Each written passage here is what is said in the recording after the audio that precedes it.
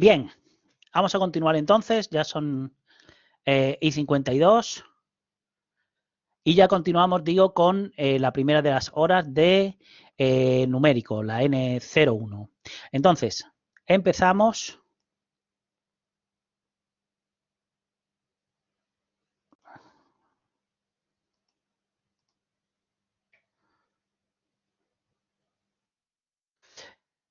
Comentando sobre los guiones, observa que hay secciones que pone 2 rombos y secciones, en este no, pero habrá capítulos en los que ponga un rombo.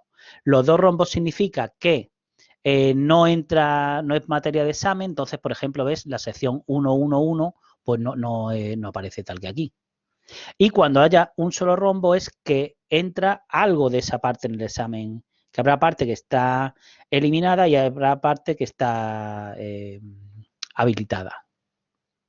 Entonces, ¿qué es lo que tienes que tener en cuenta cuando trabajas dentro de tu campo científico-tecnológico, en este caso la ingeniería en telecomunicaciones? Pues que tienes que representar numerillos reales y no dispones de infinitas cifras para representar esos números. Entonces, a la hora de representar los datos, aparte de los errores de medida que cometes con tu polímetro, con tu amperímetro y demás, tienes una serie de errores de representación que vamos a llamarles errores de redondeo. Entonces, me refiero a que, por ejemplo, habrá que trabajar con el número pi, con el 1/3, pero tienes que hacerlo con un número finito de dígitos. ¿Bien? Bien. Y aparte del error de redondeo, y cuantas más operaciones hagas, peor, porque una vez que los representas, tienes que hacer cosas con ellos, manipular los datos, y por lo tanto se te van a propagar los errores de redondeo. Cuantas más operaciones hagas, peor. Pues aparte del error de redondeo, existe también el error de truncamiento, que puede venir en estas 3 modalidades que tienes aquí descritas: por discretización de un método continuo, por detención de un proceso iterativo o por evaluación de una función trascendente. Por ejemplo, cuando la aproximas por una función racional, que es un cociente de polinomio, o evalúas un número finito de términos de un desarrollo de Taylor. Me refiero. Tú suponte, ¿te acuerdas en cálculo que para hacer la integral entre A y B estaba definida, digo, en términos de una suma de áreas de rectángulos? Pues este es un proceso continuo que estás discretizando con esta sumatoria. El aproximar este proceso continuo por esta sumatoria conlleva un error que se llama, es uno de los tipos de errores de truncamiento. O también puede ocurrir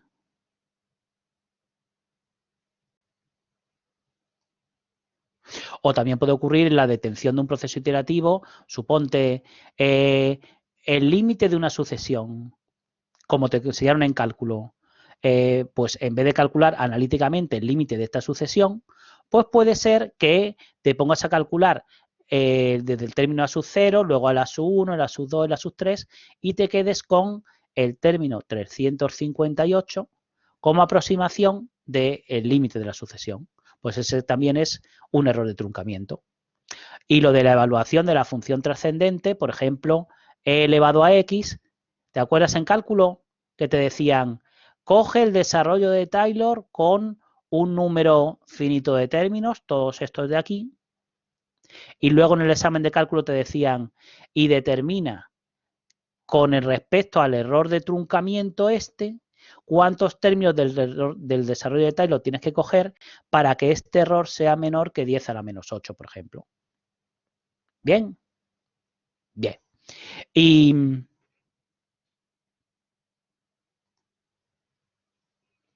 hemos dicho, entonces habrá que llegar a un balance entre el error de truncamiento y el error de redondeo. Me refiero, hemos dicho que no hacemos muchas operaciones porque crece el error de redondeo, pero es que para que el error de truncamiento sea pequeño en un desarrollo de Taylor, tienes que hacer muchas operaciones. Por eso hay que llegar a un compromiso entre estas dos, entre el error de truncamiento y el error de redondeo. Y luego también habrá que ver si converge el algoritmo que desarrollas, la velocidad de convergencia de la solución, la cantidad de memoria.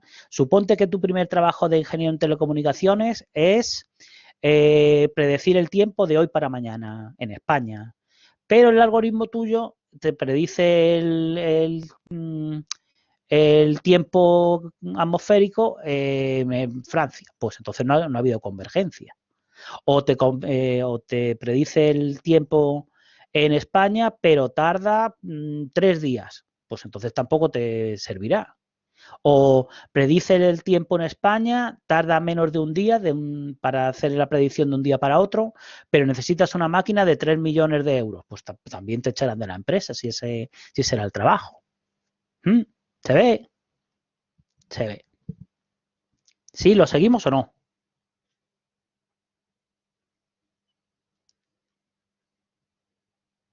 ¿Va? Sí, Va, ¿no? sí. Entonces, nos podemos ayudar de software numérico que ya hay, porque lo que queremos es utilizar ya el software numérico existente. Entonces, aparte de los programas independientes que haya en libros y revistas que tienen ciertos problemas de portabilidad, básicamente nos encontraremos con 3 tipos de software numérico, que son los que tienes en la transparencia siguiente. En la parte de atrás de la 22A está la 22B, ¿lo ves? Son los paquetes software, las bibliotecas de sus programas y los sistemas de software científico. En los primeros, lo que se aborda es un campo concreto de las matemáticas. Estos, que eran en los que estaban basados en los MATLAB, las versiones muy antiguas, o este, que es en el que está basado los MATLAB más modernos. Entonces, estos lo que abordan es solamente un campo concreto de las matemáticas, pero claro, a ti lo que te interesa es cualquier modelo matemático planteable. Entonces, por ejemplo, los de la IMSL, la NAG o los de la Harwell, otros más recientes, quizá la biblioteca Harwell de la casa Boeing. Entonces, el problema es que para manejar estos necesitas saber el C++ que te cuenta Natalie. Porque hay que hacer un programa principal en un lenguaje de propósito general, luego hay que hacer linkarlo o enlazarlo con sus programas de librería y así te generas el fichero ejecutable compilado. Pero que tienes que saber C++, me refiero. Entonces, ¿qué es lo que más le gusta al personal de ingeniería? Pues los sistemas de software científico, que ya tienen interfaz propia, menús, salida gráfica y además un lenguaje que vas a ver que es facilísimo, tan fácil que es que lo vas a aprender en 2 sesiones de 75 minutos. Y en ese sistema de software científico, el más famoso es el MATLAB. Dentro de este MATLAB se puede hacer tanto computación numérica como computación simbólica. En concreto, en la versión que vamos a utilizar, en el MATLAB 6.1, tiene el kernel del Maple 5. Ahí tienes otros programas de cálculo simbólico y otros ejemplos más actuales quizás son el Octave en la versión 6.1 en cuanto a numérico, en cuanto a simbólico, por ejemplo, el Máxima en la versión 5.44, me parece que iba ya. Entonces, ¿qué diferencia hay entre el cálculo numérico y el cálculo simbólico? Pues es la siguiente. Tú puedes calcular la primitiva, por ejemplo, al hacer una integral definida y aplicar la regla de Barrow siempre. Pues ya hemos dicho antes que no. Hay veces que la primitiva no es expresable en términos de funciones elementales. La integral entre 2 y 3 de e a la menos x cuadrado no hay una primitiva de e a la menos x cuadrado en términos de funciones elementales. Con lo cual, por mucho cálculo que sepas, la tienes que aproximar numéricamente. Pero otras veces es por cuestiones puramente prácticas, porque, por ejemplo, tú suponte que de ingeniero en telecomunicaciones tu segundo trabajo es tirar una red de telecomunicaciones y tienes que determinar a cuánto hay que, qué medida tienen que tener los cables, qué longitud, y te tiras 16 folios de cuentas y después de 16 folios de cuentas dices, hay que calcular, hay que cortar los cables a pi tercios. Entonces, claro, el chavalillo que tienes a tu cargo de FP te dice, pero vamos a ver, ¿cómo que a pi tercio? ¿Me tendrás que dar una aproximación con 3 dígitos para yo poder cortar los cables? Entonces, si realmente querías una aproximación con 3 dígitos, ¿por qué no lo has calculado en milésimas de segundo y no en 3 días? O, por ejemplo, para predecir el tiempo que decíamos antes, hay que resolver sistemas de ecuaciones lineales de 1 millón de ecuaciones por 1 millón de incógnitas.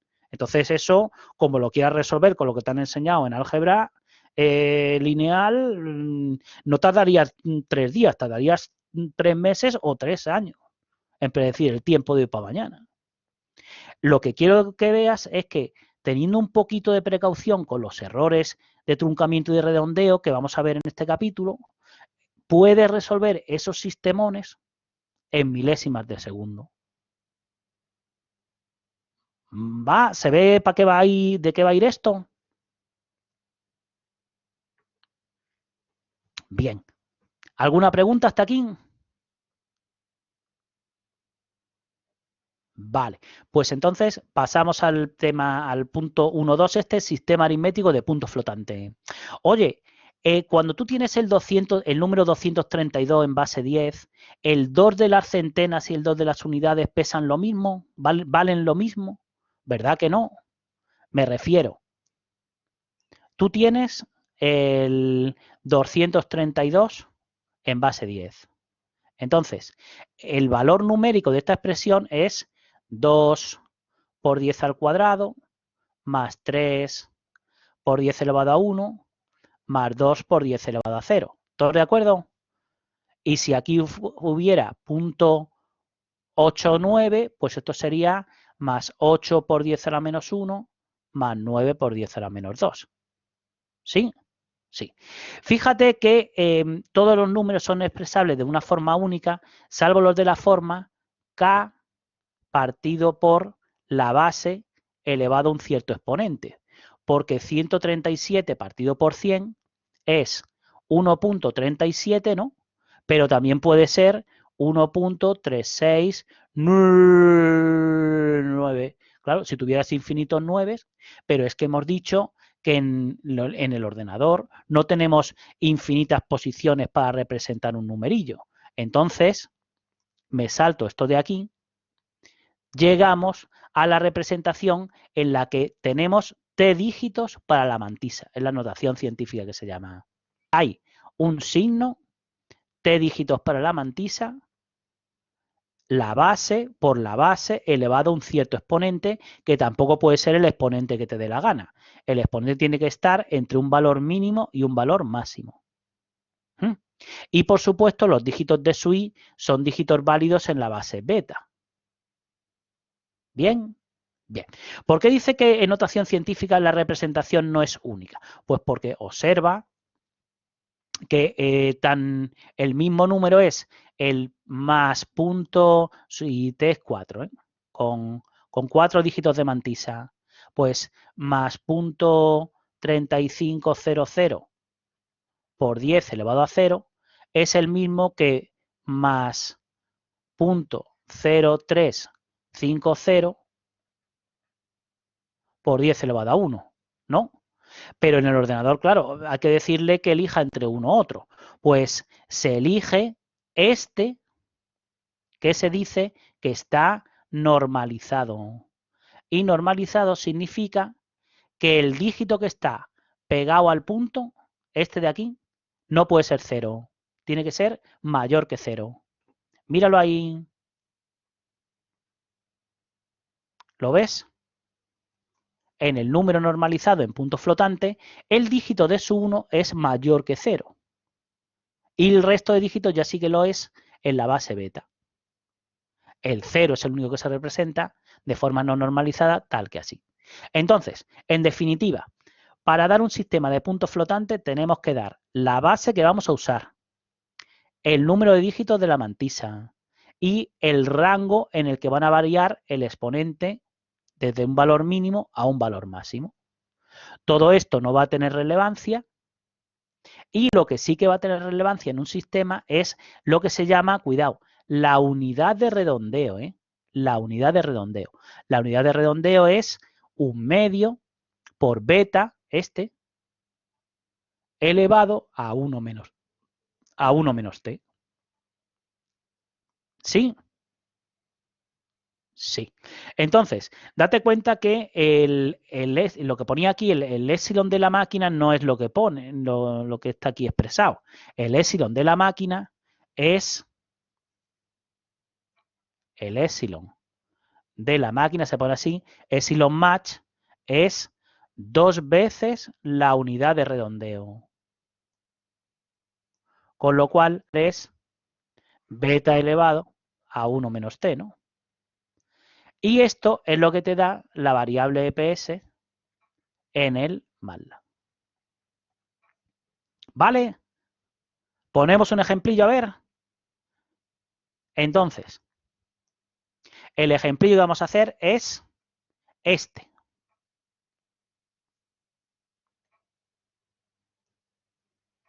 El ejercicio 5.1 que dice, en el sistema F2, esta es la base, ¿ves? 2 de beta, 3 es el T, 3 dígitos para la mantisa, y el exponente entre menos 1 y 2.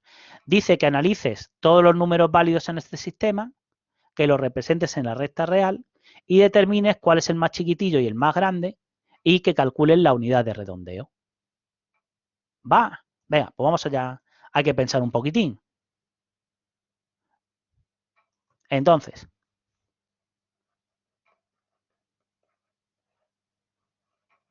tenemos el signo, que puede ser más o menos, el punto decimal, luego 3 posiciones, hemos dicho, con mantisa con t igual a 3, por la base que hemos dicho que era 2 elevado a un exponente, y el exponente hemos dicho que va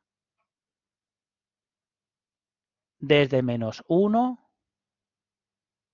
hasta 2. Esto lo notaremos también en notación MATLAB poniendo así, menos 1, 2 puntos, 2. Entonces, ojo, son dígitos en base 2, entonces puedo poner o un 0 o un 1.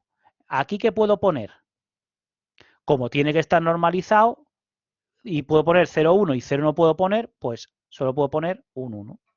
¿Y aquí qué puedo poner? Aquí ya puedo poner o 0, 1 y aquí también puedo poner o 0, 1.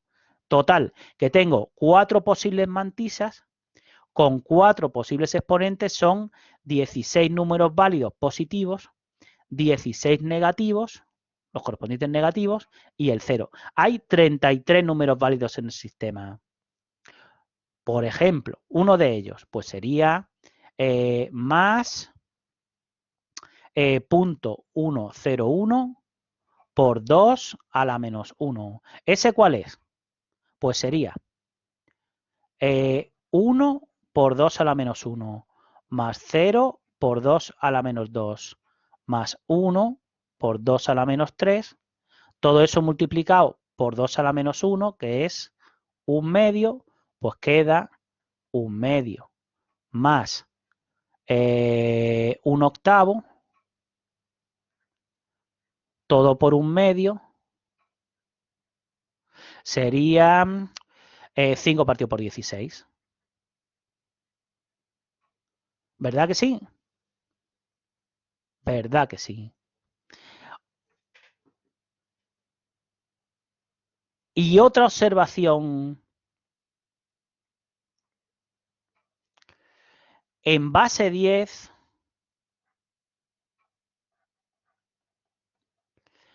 ¿cuál es la mantisa más chiquitilla y más... Pablo, Dime, dime. una pregunta, las hojas, las tablillas de ejercicio, ¿dónde están? Es que no las encuentro en el campo. En el en el informe técnico que pone MA 1901. Y en el campus virtual la tienes en donde pone tema 5. Ah, vale. Ahí están las que estamos trabajando. ¿La Ya ves o no? gracias. Sí, sí, ya la encontré. Otra cosa, la mantisa es punto algo, ¿no? Entonces seguro que es más chiquitilla que 1, ¿sí? Y como el número está normalizado, entonces la mantisa más chiquitilla en base 10 es 0.10000. ¿Todos de acuerdo? Todos de acuerdo. Volvemos al ejemplillo este que estábamos haciendo y hemos dicho que uno de los números válidos en el sistema es el 5 partido por 16 este. Pues vamos a representarlos todos. ¿Qué es lo que tienes hecho? Aquí, este era el enunciado antiguo, pero la solución la tienes en la 28A. ¿Ves? Este es el 5 partido por 16. Y el número más grande, la mantisa más grande con el exponente más grande, el número más grande es positivo el 3,5. Este de aquí. Y la mantisa más chiquitilla con el exponente más chiquitillo da un cuarto, es este de aquí. Y si lo representas todos, observarás con estupor que no se distribuyen de forma desigual por la recta real. ¿Lo ves? Que hay más números pegados aquí que aquí. Por ejemplo, ¿tienes microondas digital en casa? A que al principio puedes poner 15, 20, 30 segundos, pero no puedes poner 10 minutos y 15 segundos. Porque el microondas digital, como ente inteligente que es, por dentro utiliza números en punto flotante. En la unidad de redondeo nos ha quedado un medio por beta elevado a 1 menos 3, sería 0.125. Y el doble de esto, que es 0.25, es el epsilon de la máquina, que es la distancia que hay desde más 1, desde aquí, al siguiente número válido en el sistema. ¿Ves que esta distancia es 0.25? Perfecto. Y ahora lo que vamos a hacer, hasta ahí sí. Bien. Entonces, ahora lo que vamos a hacer es, todos estos números válidos en el sistema los voy a coger y los voy a poner, en vez de así en horizontal, los voy a poner así en vertical. Y la recta real, esta de aquí, la voy a poner aquí enfrente de la otra. ¿Vale? O sea, que me queda una cosita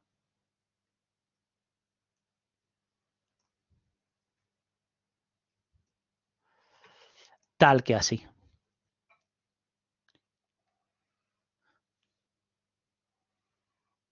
Aquí tengo el sistema F, beta, T, M, M. Aquí está el 0. Aquí hemos dicho que estaba, ¿cuál era? El 0,25, el número positivo más chiquitillo representable. Aquí está el más grande representable, que era el 3,5, ¿sí?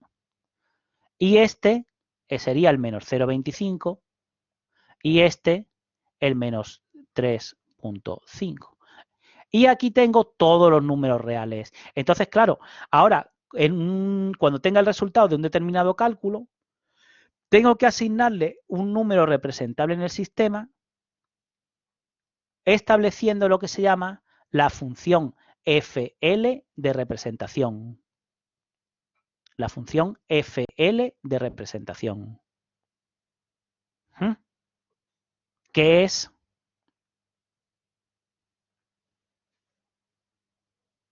Lo que tienes en la 23A en la parte de abajo. Claro, ¿por qué le llamo función y no le digo aplicación? Pues porque no todos los, elementos del conjunto imagen tienen, o sea, no todos los elementos del conjunto inicial tienen imagen. Por ejemplo, si el resultado de un cálculo me da muy grande, no lo voy a representar por 3,5. Se dice que se ha producido un overflow y en aritmética y cubo eso se denota como un not a number, como un nan. ¿Es unívoca esa función? ¿Elementos distintos tienen imágenes distintas? Pues tampoco tiene por qué, ¿no? Porque si solamente tengo 33 numerillos, habrá muchos que le correspondan el mismo número. Por ejemplo, cuando te queda un cálculo muy pequeño, pues a lo mejor todos se lo asignas al 0. ¿Vale? Pero que el problema es, si solo tengo un número pequeño de números válidos, tengo que ver cómo al resto de los valores les asigno uno de los números válidos. Y eso se puede hacer solamente de dos maneras que vas a entender perfectamente con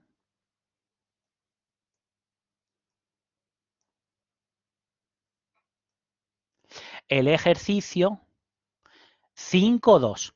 ¿Lo ves bien? Dice, cuando tú tenías que representar, que convertir pesetas a céntimos de euro, lo que había que hacer es 100 multiplicado. Fíjate que pone a céntimos de euro, ¿eh? A céntimos de euro. Entonces, lo que hacías era multiplicar 100 por X dividido por 166,386 y ahora convertirlo en un valor válido expresado en céntimos de euro. O sea, aquí los números válidos en este sistema son 20 céntimos de euro, que es una moneda amarilla chiquitita, sí. 30 céntimos de euro, 32, 100 céntimos de euro, que es lo que la gente llama un euro, pero que no puedes tener 30,2 céntimos de euro, ni menos 7 céntimos de euro, que aquí los números válidos en céntimos de euro son los naturales. Entonces, el gobierno podía haber decidido que si después de hacer este cálculo, este de aquí, este cálculo te queda 30,2, pues podía haber dicho el gobierno,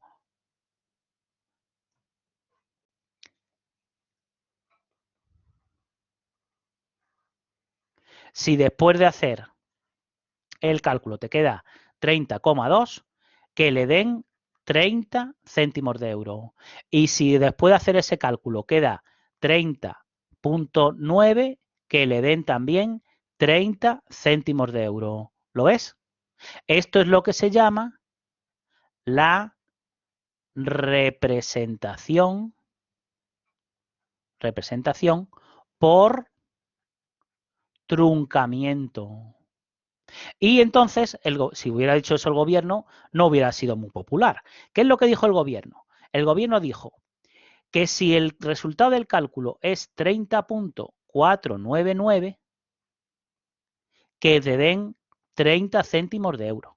Pero si el resultado del cálculo es 30,5001, que entonces ya te den 31 céntimos de euro.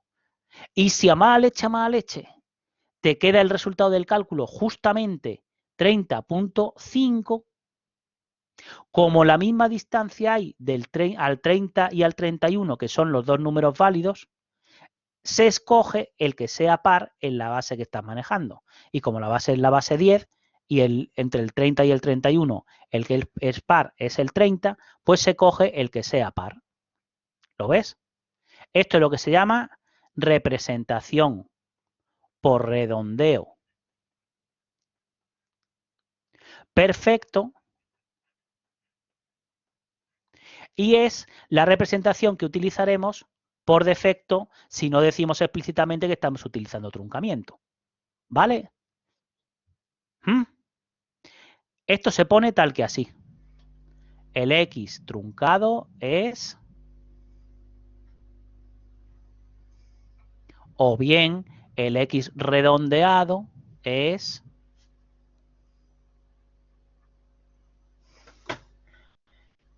Pablo, Dime. o sea que siempre por truncamiento es al entero menor. Y lo que es el redondeo, cuando se trata, por ejemplo, de este 30,5, cuando es cero par, te vas al menor. Y cuando es, por ejemplo, impar, te vas al mayor, ¿no? Porque si hubiese sido, por ejemplo, 32,5, te Pero, vas al 32, ¿no? Pero más que el paro impar lo utiliza justo cuando hay la misma distancia entre uno y otro. Sí.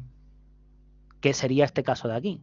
En este no, en este, No, ¿ves? ese está claro. Ese está claro. Pero que si fueran 31.499 serían No, 31, ¿eh? 31. ¿Vale? Entonces, fíjate, eso que así contado es tan fácil, si lo intentas plasmar matemáticamente, tienes que liar todo este cirio. Lo de aquí abajo, en la 23B, mira el redondeo perfecto, que sería todo esto de aquí. Pero a que lo has entendido, sin necesidad de todo esto. Sí. Y el truncamiento es, me quedo con los dígitos que me han dicho.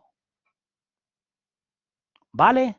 Entonces, lo que quiero decir es que esta cantidad FL de X, esta de aquí, si no decimos nada, es el X redondeado.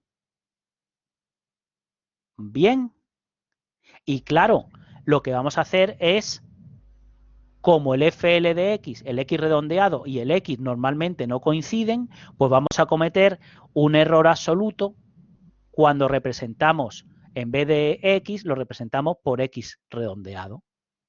Puede ser un error absoluto o un error relativo, que sería esa expresión. Claro, el problema es que normalmente el X no lo conoces. Y entonces lo que se hace es utilizar cotas de error absoluto o de error relativo.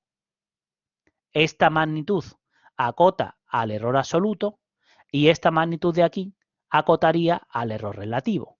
O dicho de otra manera, que cuando tengas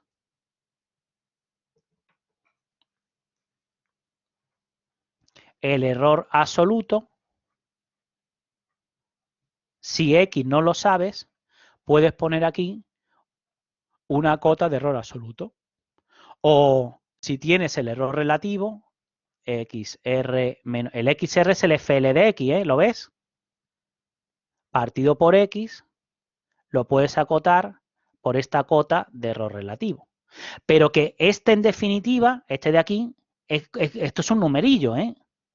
Que el delta de XR, tú suponte que el delta de XR es un 3.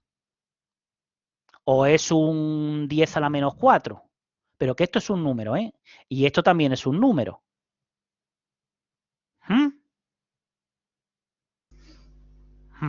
Entonces, vamos a hacer también la cuestión,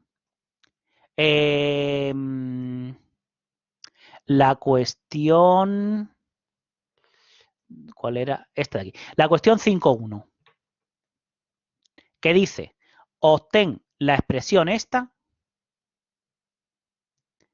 y la expresión esta. Vamos a ello. ¿Te acuerdas de cálculo cuando tú decías, en cálculo cuando tú pones el valor absoluto de no sé qué es menor o igual que 3? ¿Qué significa? Pues que lo de dentro, el XR menos X, está entre menos 3 y 3. ¿Sí? Ahora voy a multiplicar toda la expresión por menos 1. Y como la desigualdad cambiaría el sentido, ¿no? Y ahora vamos a sumar XR en toda la expresión.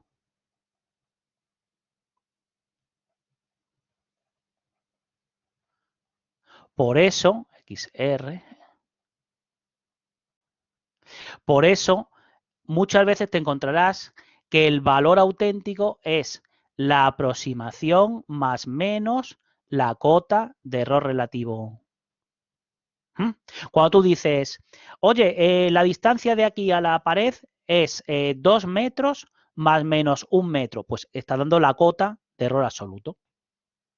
O dices, oye, que la distancia de la Tierra a la Luna es .3844, 0.3844 por 10 elevado a 9 más menos 1 metro. ¿Estás cometiendo el mismo error absoluto? La cota de error absoluto es la misma, no es 1 metro. Pero ¿qué te dice el corazón? ¿Qué medida mejor? Pues es mucho mejor medida la de la luna, ¿no? Si de aquí a la luna te equivocas en 1 metro o de aquí a la pared te equivocas en 1 metro, pues para capturar ese matiz es para lo que está el error relativo. Fíjate, aquí en el error relativo, el XR menos X, el XR menos X partido por X estaría entre menos delta y delta. Y si ahora multiplico todo por X,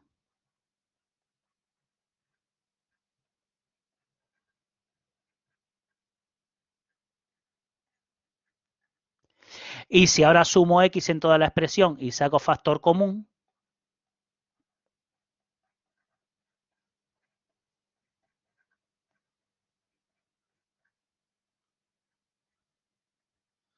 por eso, en las expresiones en las que involucra el error relativo, lo que se pone es la aproximación es el valor auténtico por 1 más menos, y lo que venga a continuación es la cota de error relativo. Y como somos gente de fe, nos lo vamos a creer, esta cota de error relativo, el delta de XR, en el caso del redondeo es mu,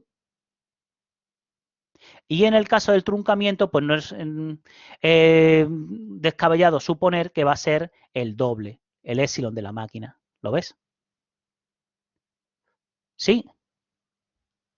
Oye, y otra cosita, ya que estamos...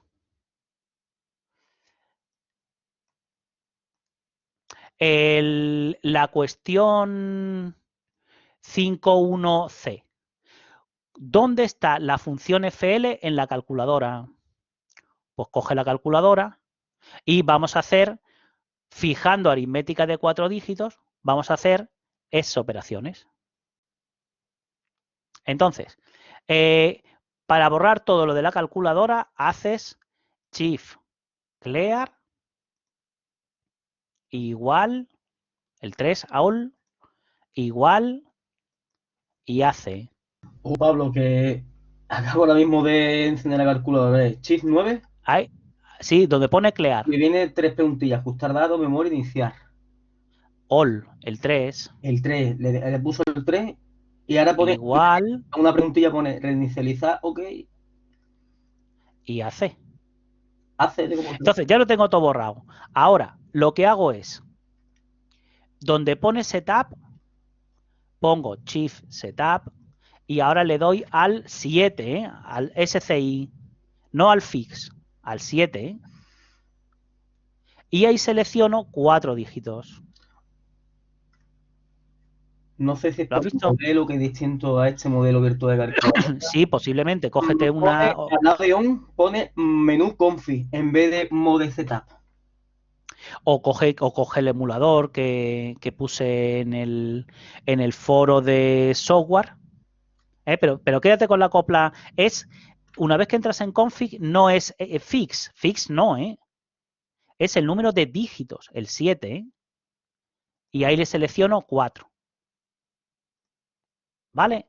Entonces, fíjate, cuando tú pones 1 dividido entre 3, este de aquí, 1/3, como está en modo math, pone 1/3. Si quiero alternar entre 1/3 y 0,33 tal y cual, pues le doy aquí. Pero si quiero fijar el 0,33 ya siempre, pues le doy al line IO, que está, es el modo math IO, input output, pues el modo line IO el 2. Bien, entonces aquí pongo el 1/3. Vaya. Y fíjate que, aunque en pantalla me da 4 dígitos, por dentro la calculadora lo que tiene son 10 dígitos, de mantisa. Entonces, Si yo ahora el resultado que he obtenido lo multiplico por 3, no estoy haciendo 0,3333 por 3, estoy haciendo 0 y 10 treses por 3, con lo cual lo que me da es 1. La diferencia con hacer FL, el FL es aquí, el Shift RND.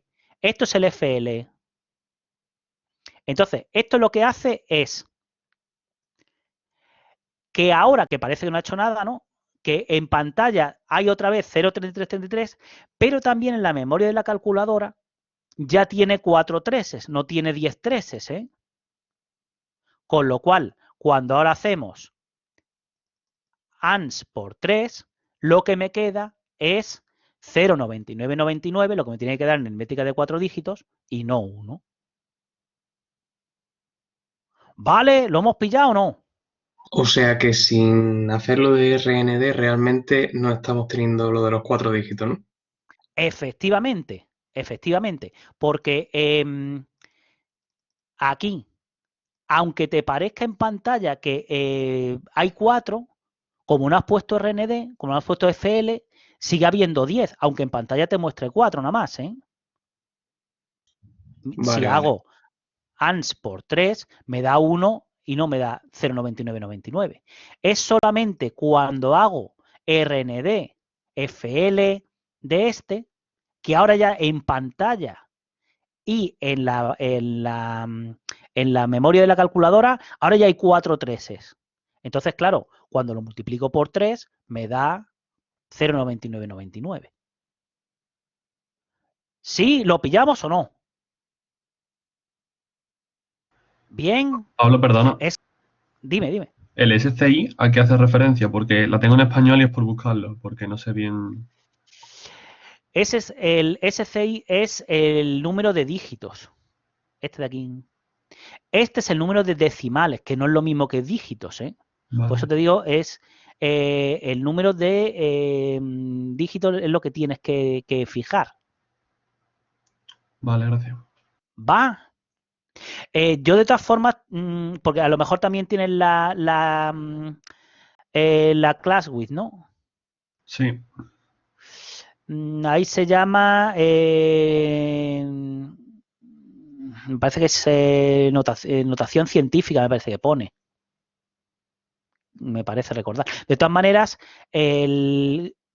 cuando yo lo esté manejando, cógete el emulador también o una similar y luego ya lo trasladas.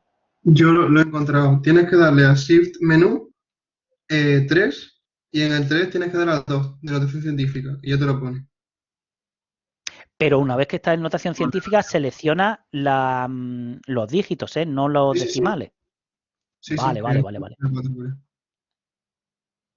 Bueno, pues, oye, a ver, es que esto era lo que traíamos para hoy. ¿Qué hora es?